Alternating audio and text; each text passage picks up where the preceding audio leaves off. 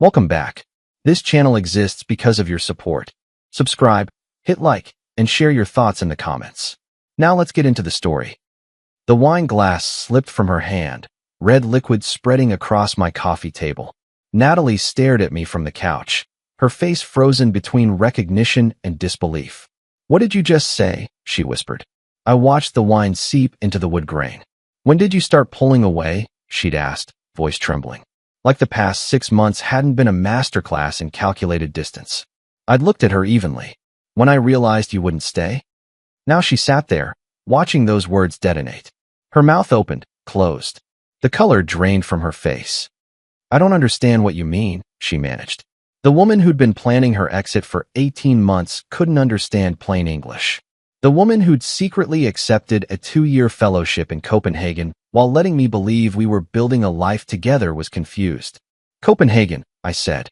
She went completely white. Looking back, I can see signs I missed. But when someone slowly constructs an alternative reality around you, you don't notice until it's almost too late. We met 4 years ago at an MIT mixer. I was recruiting for Technova Robotics. She was finishing her master's in urban planning, all ambition and brilliance. We talked for 3 hours that night. She made me laugh, challenged my assumptions. 6 months later, we were official. By year 2, we were talking about buying a house, about futures. Or so I thought.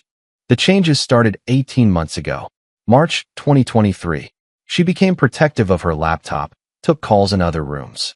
When I suggested looking at houses, she deflected. "Let's wait until I'm further into my PhD. No point rushing." That made sense. I didn't push. By fall 2023, deflections became frequent. I'd mention next year's plans, she'd get vague. "Let's see how things go." Friends got engaged, she'd go quiet, change the subject. September 2023, at my friend Jeremy's place. His girlfriend had moved in, they were talking engagement. Someone asked about us. We'd been together 3 years. Natalie's smile was tight. "We're focusing on careers right now. No need to rush." I agreed, but her tone bothered me. Not casual deflection. Definitive. Relieved. Driving home. "Are we okay?" "Of course. Why wouldn't we be?" "You seemed uncomfortable when they asked about us." "I just think it's nobody's business what our timeline is." "But we have talked about a timeline, right? We're on the same page?" She squeezed my hand. "Oliver, I'm with you. That's what matters. Can we not overanalyze?" I dropped it, because I wanted to believe her. December 2023. Her graduate program's holiday party in Cambridge. I arrived late from work. Found Natalie in the kitchen with fellow PhD students. Positioned myself outside the doorway, unnoticed. "The thing about Oliver is he's so Boston," she was saying. "He's great, but he's never leaving this city. Family in Providence, job here, entire life here." "Is that a problem?" someone asked. Light, dismissive laugh. "It's just reality. Some people are settlers. I've always been more of a nomad. I need to see the world, build an international career." "So what does that mean for you guys?" Rachel, her closest friend. "I don't know yet. I guess I'll figure it out when I need to." I stood there, beer in hand, processing. She'd told her friends our relationship had an expiration date, that I was too rooted for her international ambitions, that she was planning something she hadn't told me. I walked in like I hadn't heard anything, smiled, made small talk, watched her face. She was momentarily flustered but recovered. Driving home, I tested, "Your friends seem excited about next year." "Yeah, everyone's thinking about what comes next." "What about you? What comes next?" Quiet moment. "I've been thinking about some research opportunities." "Nothing definite." "What kind of opportunities?" "Just some fellowships. Europe, mostly. Super competitive, probably nothing." "You'd want to go to Europe?" "If the right opportunity came up, it would be incredible for my career. But it's not something to worry about now." Casual. Like maybe trying a new restaurant. Not potentially moving to another continent. I wanted to push. Something stopped me. Fear of what I'd find. Hope I'd misunderstood. Cowardice. March 2024. Tuesday morning. Natalie stayed over, sleeping late. I was working from home. Her messenger bag sat open on the chair, large envelope visible with MIT letterhead. I stood there, debating privacy versus self-preservation. But I'd known something was wrong since December. This was just confirmation. I pulled it out. Read. "Dear MS. Kemp, Congratulations on being selected for the Fulbright Fellowship in Urban Sustainability and Climate Adaptation, Copenhagen, Denmark. The fellowship will begin September 1st, 2024, and continue through August 31st, 2026. Please confirm your acceptance by April 15th, 2024. March 8th, 2 weeks earlier. Hands shaking. 2 years in Copenhagen. 6 months away. She'd known for 2 weeks. Worse, I checked the folder. Email printouts about logistics. Apartment listings in Copenhagen. A timeline, visa application, sublet apartment, notify program advisor, and damning. Conversation with Oliver, Target, June. 3 months notice before 2 years abroad. Draft email to her landlord about subletting September 1st. I photographed everything. Returned it exactly as found. Splashed water on my face in the bathroom, staring at a stranger. When Natalie woke, she was cheerful. Morning, babe. Breakfast somewhere? Sure. My voice sounded normal. Davis Square. She talked about her dissertation, a conference, maybe cutting her hair. I listened, nodded, responded. She had no idea everything had changed. That I knew. That I was already planning. That afternoon, I called Jeremy. I need to talk. Coffee shop, Harvard Square. I showed him the photos. Jesus. I'm sorry, man. Acceptance deadline is 3 weeks away. She's planning to tell me in June, July, August to transition before September. You have to confront her. No. What? If I confront her now, she'll have explanations. She'll cry, apologize, promise we can make it work. And maybe I'll believe her because I want to. So what are you doing? Exactly what she's doing. Pulling away. Protecting myself. Stopping investment in a relationship with an expiration date she already marked. Jeremy was quiet. That's pretty cold. She's been planning to leave me for 18 months. She applied when we were supposedly building a future. She's documented her exit strategy except the honesty part. I don't think I'm the one being cold. He couldn't argue. Over the next weeks, I began strategic withdrawal. Stopped initiating future conversations. Responded vaguely. We'll see. Mirroring her language. Reduced texts. Stopped sharing funny things. She noticed. You've been quiet lately. Have I? Is everything okay? Work's fine. Then what is it? Nothing. Just busy. She looked concerned, but didn't push. By April, I skipped things. Her academic talk, work deadline, dinner with her friends, too tired. Each absence calculated. But it wasn't just strategy. Once you know someone's been lying 18 months, once you know they're planning to leave while letting you believe in a future, something breaks. Late April, her apartment. She cooked dinner. I was on the couch, half listening. Her phone on the table. She went to the bathroom. I'd never gone through her phone before. But she'd crossed so many lines. Unlocked. Nothing to hide, she'd always said. Text thread with Rachel. Have you told Oliver about Copenhagen yet? Not yet. Need to figure out the right way. You can't wait much longer. You leave in 6 months. I know. I'm trying to minimize the damage. What does that mean? Keep things stable until I have everything finalized. Then have the conversation. That seems kind of cruel, Nat. It's practical. What's the point of months of fighting? This way, we get a few more good months, then a clean break. I took screenshots. Heard the bathroom door. Phoned back exactly where it was. Everything okay? She asked. Fine. Just checking work email. But minimize the damage, kept echoing. That's what I was. Damage to manage. That night, I decided. If she wanted stability until departure, I'd give her the opposite. Make it clear I was already gone emotionally. By June, when she planned her conversation, I'd be so distant it wouldn't matter. In May, my company offered promotion. Senior engineer, new project, significant raise. Everything I'd worked for. Normally, Natalie would be first to know. I accepted without telling her. She found out by accident 2 weeks later. My laptop open. Congratulations, email visible. Oliver, you got promoted? When were you going to tell me? Oh yeah, couple weeks ago. A couple weeks? Why didn't you say anything? I shrugged. Just work stuff. Not a big deal. Not a big deal. This is huge. It's a job. Jobs come and go. She stared like I was a stranger. What is going on with you? Nothing's going on. You've been so distant. You don't share things anymore. You're not interested in my life. You barely respond. This isn't like you. Maybe you don't know me as well as you think. Silence. She withdrew, processing. I wondered if she suspected I knew. If she felt guilty. Not guilty enough to tell me the truth. June.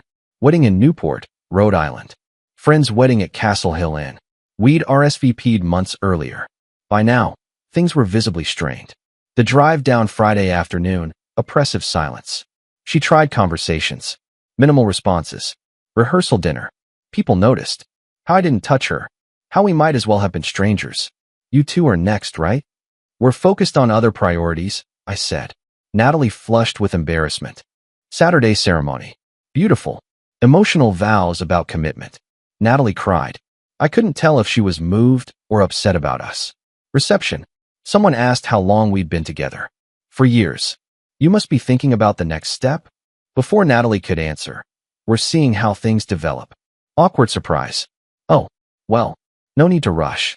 Friend pulled me aside. Is everything okay with you two? Why do you ask? Because you seem like you can barely stand each other. We're fine.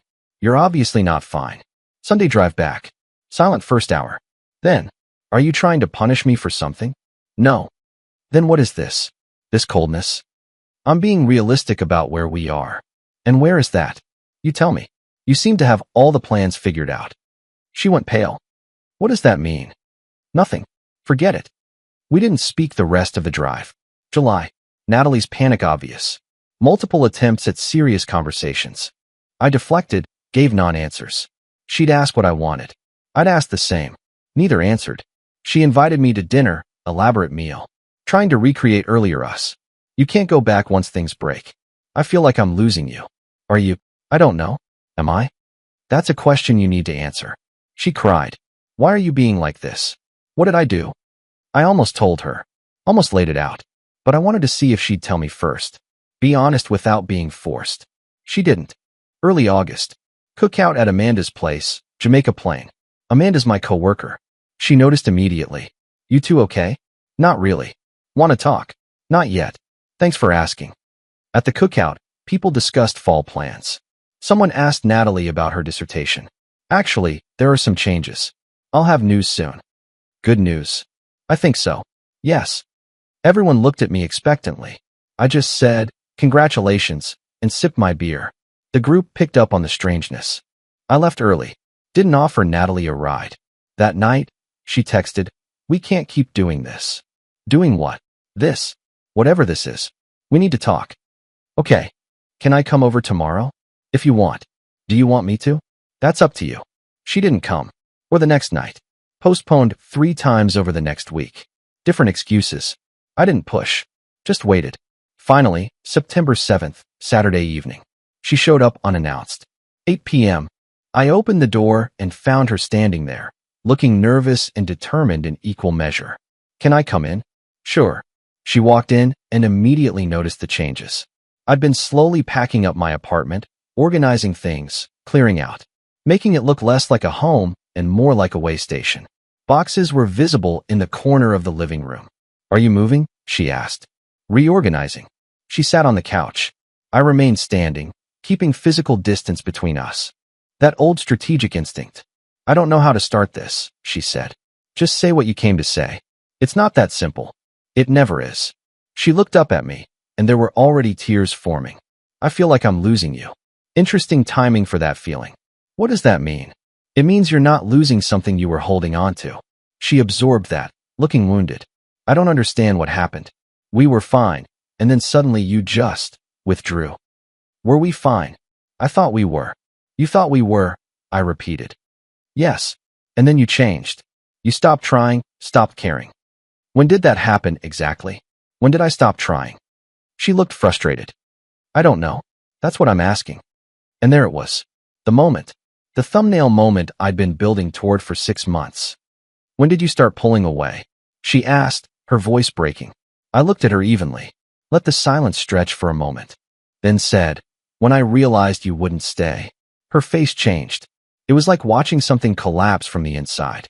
The words landed, and she understood, really understood, that I knew. What? It came out as barely a whisper. You heard me. I don't. What are you talking about? Copenhagen. She went completely white. Her hands started trembling. How do you?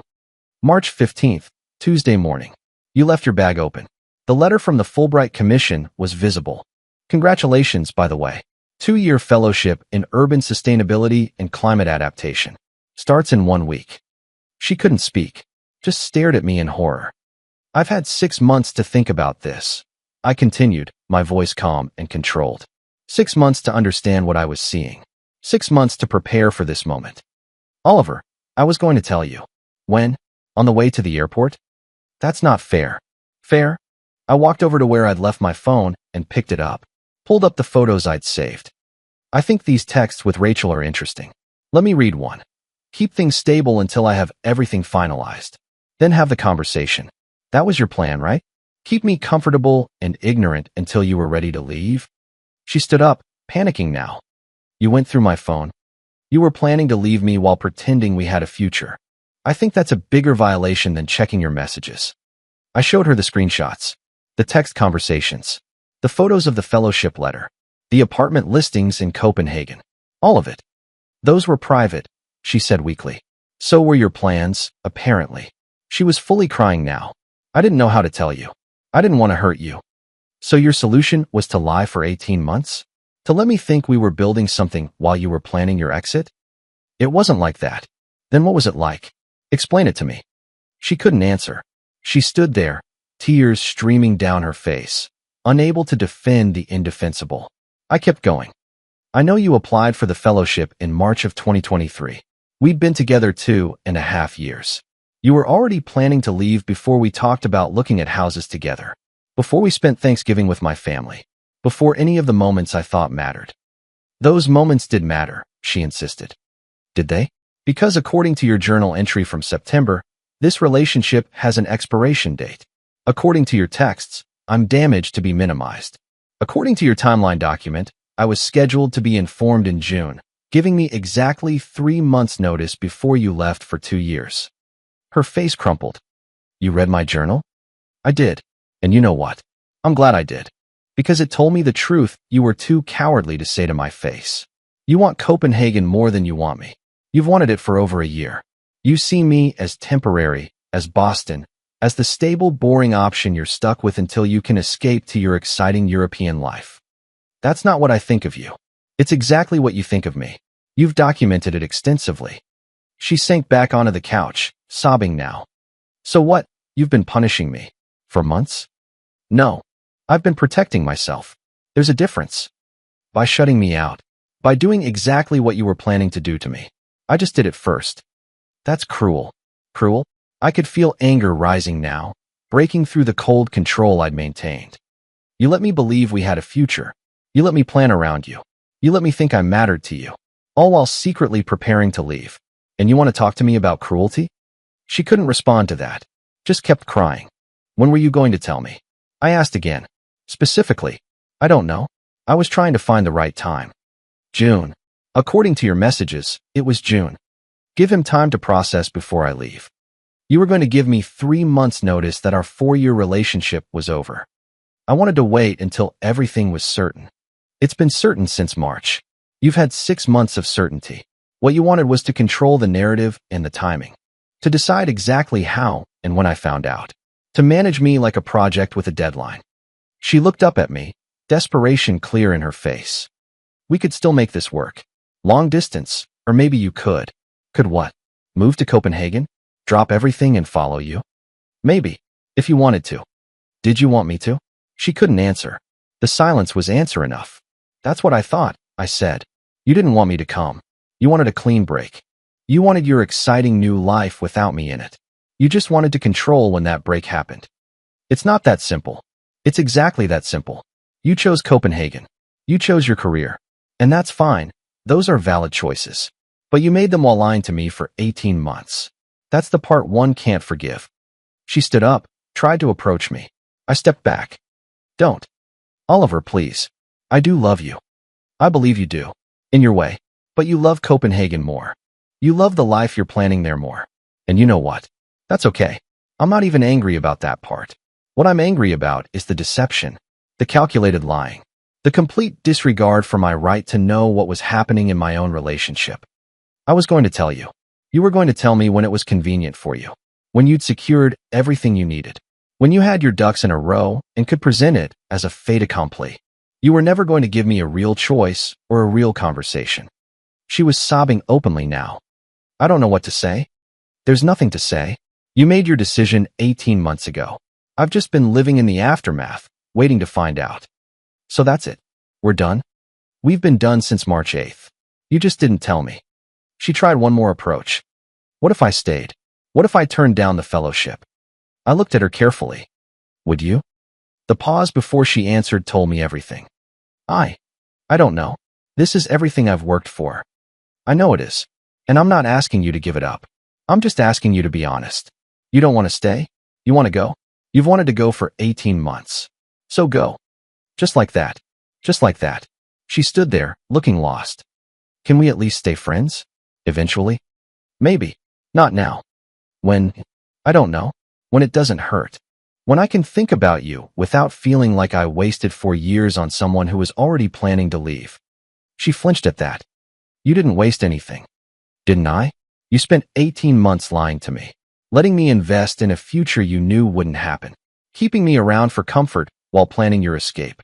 That feels like a waste to me. I never meant to hurt you, but you did. You hurt me the moment you applied for that fellowship without telling me. You hurt me every day you pretended we had a future. You hurt me every time you deflected my questions about next year. You hurt me continuously for 18 months. The fact that you didn't mean to doesn't make it hurt less. She was crying so hard now she could barely breathe. But I felt nothing. Or rather, I felt too much, buried under 6 months of strategic distance and calculated coldness.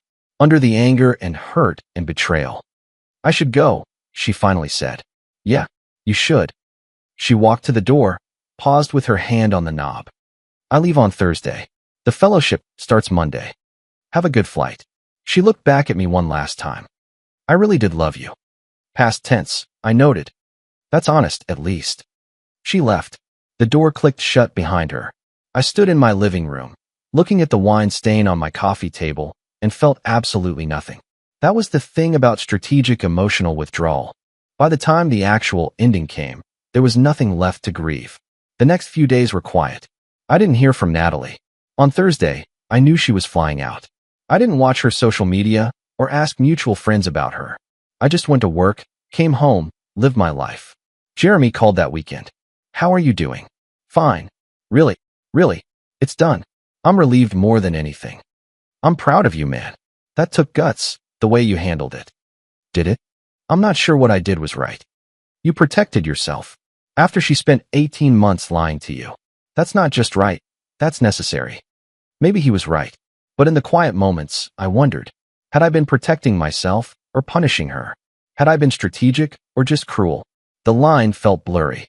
By October, I was settling into my new reality. The promotion kept me busy. I threw myself into work, into the autonomous systems project I was leading. Found satisfaction in problems I could solve with logic and code rather than emotion. I started therapy. Figured I should probably process the whole thing with someone qualified. My therapist, Dr. Martinez, was helpful in ways I didn't expect.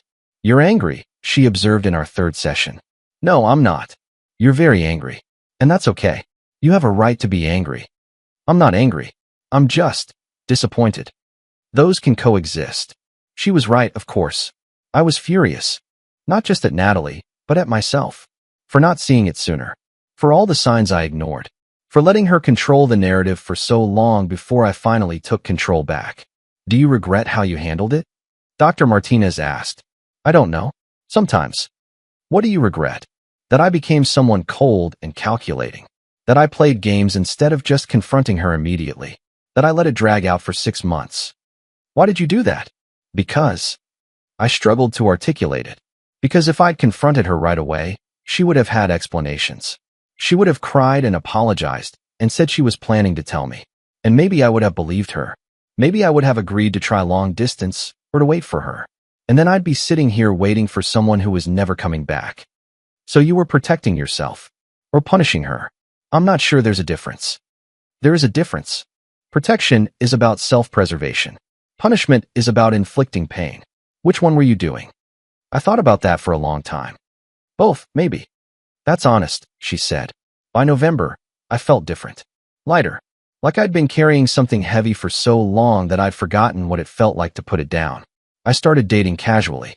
Nothing serious, just reminding myself what it felt like to connect with people who weren't carrying 18 months of deception. I ran into Rachel, Natalie's friend, at a coffee shop in Cambridge one afternoon. She looked uncomfortable seeing me. "Hey, Oliver." "Hey." Awkward pause. Then, "I'm sorry. About everything. I should have told you." "It wasn't your place to tell me." Still, I knew what she was doing. I knew it was wrong. "Why didn't you say something to her?" Rachel looked down at her coffee. "I did. Multiple times." She was convinced she was doing the right thing. Waiting until everything was certain, not wanting to cause unnecessary stress. She really believed she was being considerate. Considerate, I repeated, tasting the word. That's one way to describe systematic deception. I know it was wrong. For what it's worth, I think she knows that now too. How is she? Copenhagen is great for her career. The fellowship is exactly what she hoped for. But she's been pretty miserable otherwise. I shouldn't have asked, but I did. Why? Because she misses you. Because she realizes what she lost. Because she's in therapy too, working through why she handled it the way she did. I didn't know what to say to that. She wanted me to tell you she's sorry, Rachel continued. She knows you're probably not ready to hear from her directly. But she wants you to know she understands what she did wrong. That she's not trying to excuse it. Okay. That's it. Just okay?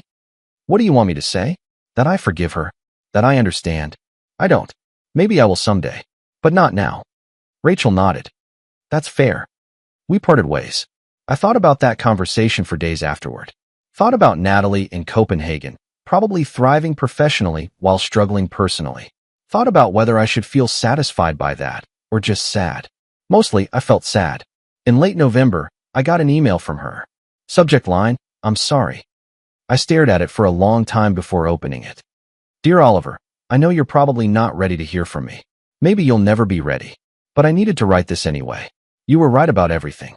I was a coward. I lied to you for 18 months because I was too afraid to have a difficult conversation.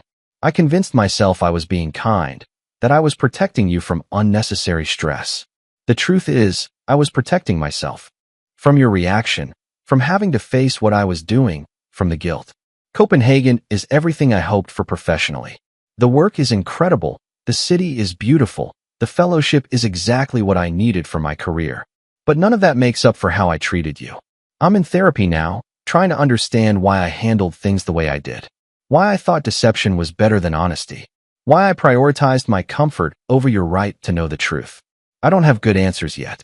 What I do know is that I loved you. I still love you in my way. But I loved my career ambitions more, and I wasn't brave enough to admit that to you or to myself. You deserved so much better than what I gave you. You deserved honesty and respect and a real conversation about our future. You deserved a partner who was willing to have hard conversations instead of hiding behind timelines and strategies. I'm not asking for forgiveness. I'm not asking for anything. I just wanted you to know that I understand what I did wrong. That I see it clearly now. That I'm sorry. I hope you're doing well. I hope you found happiness. I hope someday we can talk again, even if just as old friends who once mattered to each other. But I understand if that never happens. Take care of yourself, Oliver. You always deserved someone who would choose you every day. I'm sorry I wasn't that person. Natalie. I read the email 3 times. Then I closed my laptop and sat in my apartment, thinking. She was right about everything she said. She had been a coward. She had prioritized her own comfort over my right to know the truth. She had been wrong. But I'd been wrong too. Not wrong to protect myself, but wrong in how I did it. Wrong to let it become a game. Wrong to take satisfaction in her panic and confusion. Wrong to make myself cold and calculating instead of just being honest about what I knew. We'd both been wrong, in different ways. 3 days later, I replied to her email. Natalie, thank you for your honesty. It means something, even if it comes too late to change anything. You're right that you were a coward. You're right that you lied, and that you prioritized your comfort over my right to know the truth. I'm glad you understand that now. But I need to be honest too. When I found out about Copenhagen, I made a choice. I chose not to confront you immediately. I chose to pull away strategically. I chose to let you panic and wonder what was happening. That was calculated. It was cold. And while part of it was self-protection, part of it was punishment. I'm not proud of that. I should have just confronted you when I found the letter. Should have given you the chance to explain, even if the explanation wouldn't have changed the outcome. Instead, I made it a game. I made you suffer the way you'd made me suffer, except I did it deliberately while you did it through cowardice. Maybe there's no moral difference. Maybe we both hurt each other in our own ways. I don't know if I forgive you. I don't know if I ever will. What I know is that I understand you better now. I understand why you made the choices you made, even if I don't agree with them. I understand that you were afraid of my reaction, afraid of months of difficult conversations, afraid of losing what comfort we had while you prepared to leave. I understand it. I just wish you'd been brave enough to do it anyway. I'm doing okay. Better than okay, actually. The promotion is going well. I'm building a life that feels authentic to me. I'm learning what I want in a partner, and it starts with honesty. Not perfect honesty. I know relationships require some measure of kindness and tact, but fundamental honesty about the big things. About future plans and feelings and intentions. I needed that from you, and you couldn't give it to me. Maybe someday we can be friends. Maybe years from now, we'll get coffee when you're back in Boston and laugh about what idiots we were in our 20s. Maybe we'll never speak again. I don't know what the right answer is. What I know is that I need more time. Time to process. Time to heal. Time to become someone who can think about you without feeling betrayed. I'm not there yet. Take care of yourself, Natalie. I hope Copenhagen gives you everything you wanted. I really do. Just next time, have the courage to be honest with the people you love. They deserve that much. Oliver. I sent it before I could second-guess myself. Then I closed my email and didn't check for a response. She didn't respond anyway. Now it's been 3 months since that September night. 3 months since the wine stain on my coffee table marked the moment everything ended. I still haven't cleaned it properly. Maybe I will eventually. Maybe I'll keep it as a reminder. People ask me sometimes how I'm doing. If I regret how things ended. If I miss her. The answers are complicated. I'm doing well. Better than I expected. The anger has faded into something else. Not forgiveness exactly, but acceptance. She made her choices. I made mine. We both hurt each other in the process. Do I regret how it ended? Sometimes. I regret becoming someone cold and strategic. I regret the games. I regret not just being honest about what I knew from the beginning. But I don't regret protecting myself. I don't regret pulling away before she could push me away. I don't regret choosing myself when it became clear she'd already chosen herself. Do I miss her? I miss who I thought she was. I miss the version of her that existed before I knew about Copenhagen. Before I read her journal and saw the calculations. I miss believing in us. But I don't miss the real her. The one who could plan an exit for 18 months while pretending we had a future. The one who could document my shortcomings to justify her departure. The one who could see me as damage to be minimized rather than a partner to be respected. That person, I'm glad to be away from. What I've learned from all this. Love isn't enough. Trust isn't enough. You need honesty.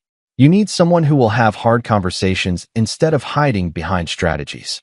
You need someone who will choose you clearly, not hedge their bets while planning their escape. Natalie wasn't capable of that. Maybe she will be someday, after more therapy and more life experience. But she wasn't capable of it with me. And I wasn't capable of just being straightforward when I discovered the truth. I let it become a game of information asymmetry and strategic withdrawal. I let myself become someone calculating instead of just being honest about what I discovered. We both failed, just in different ways. Sometimes late at night, I wonder what would have happened if she'd been honest from the start. If she'd come to me in March of 2023 and said, I'm applying for this fellowship in Copenhagen. It's a long shot, but if I get it, I'll have to decide whether to go. I want you to know that I'm considering it. Would we have survived? Would I have supported her? Would she have asked me to come with her? I'll never know. She didn't give us that chance. What I do know, the wine stain on my coffee table is still there. A permanent mark of the moment when pretending everything was fine became impossible. When 18 months of deception finally came to light. When we both had to face what we'd become to each other. Someday I'll refinish that table. Someday the stain won't matter anymore. But not yet. For now, it's a reminder of what happens when you choose comfort over honesty. When you choose strategy over transparency. When you choose yourself so completely that you forget the other person deserves a choice too. Natalie is in Copenhagen now, building her impressive international career. I'm in Boston, building a life that feels authentic to me. We're both where we're supposed to be. We're just not there together. And maybe that's the real lesson. Sometimes people grow apart. Sometimes careers pull you in different directions. Sometimes what you want changes. All of that is natural and okay. What's not okay is the lying. The 18 months of deception. The careful management of someone else's reality to suit your timeline. That's the part one can't forgive yet. Maybe I never will. But I'm working on it. Working on understanding. Working on letting go of the anger. Working on becoming someone who can trust again, who can believe in a future with someone again. It takes time. Healing takes time. For now, I'm okay with where I am. Single. Focused on work. Building friendships. Learning what I want and what I won't accept. Growing into someone who knows his worth. And if I'm honest, that's more than okay. That's actually pretty good. The wine stain can wait. Dear listeners, that's our ending. If it resonated, subscribe to support the channel. See you next time.